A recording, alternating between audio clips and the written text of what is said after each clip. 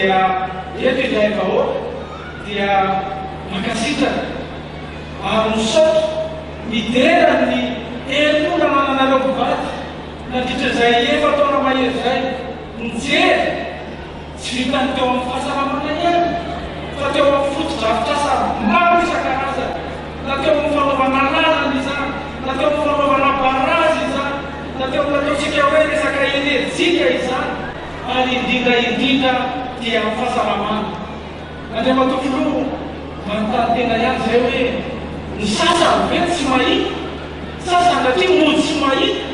izay asa lehibe nataona izay, fa dia izay vahoaka malagasy dia mahita ary lesy lavitra fa ny asa nanao asa ianao nandritra an'izay efa taona aminy izay fa mbola hotohizana loha zany.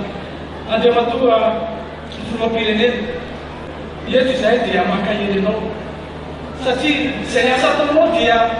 misy foana ny ataontsika hoe sasatsasany manao familianana angah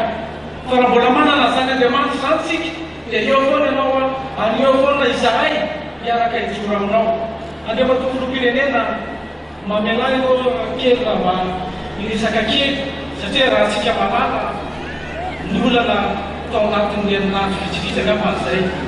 fotoana foikely fotsiny mba hametrako an'ilay izy satria raha nisy redihetsika ireny dia nolazaina tsinona fa noho ny fandaninay ny lalàna mikasika ny lalam-pifidianana tao amin'ny antenimera-pirenena. Ry vahoaka malagasy raha nandany ny lalam-pifidianana iny izahay solom-bava-bahoaka 7 dia hitanay fa lalam-pifidianana hitondra fifidianana mirinda, fifidianana milamina ary fifidianana teraka manaraka zany ataontsika hoe rafitra mangarahara izany. Ohatra fotsiny meko anareo fa ialana zany ataontsika hoe tsy misy tsoro mampimanota, tsy misy tsoro fampiasana vola maloto kanefa dia eny izahay ary nanaraka amin'ny faherenao Andriamantoa filoha, nanaraka amin'ny faherenao satria dia ny anao tohizanao ny asanao valiko iny tao amin'ny ataontsika hoe fisananao momba ny lamam-pandrenana izay misy adinina vitsivitsy izay tsy nekely zareo no tao ka dia iny le izy fa dia zavatra tiana mitenenina dia itsika vahoaka malagasy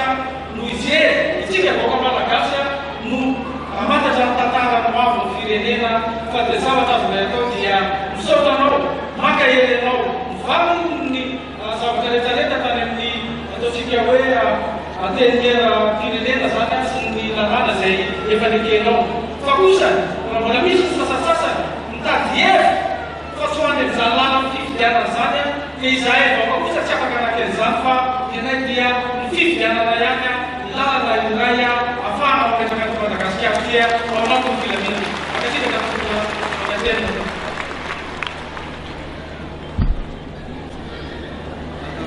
Misaotratsika Andriamantoa solondavam-bahoaka mitondra n'izay kabary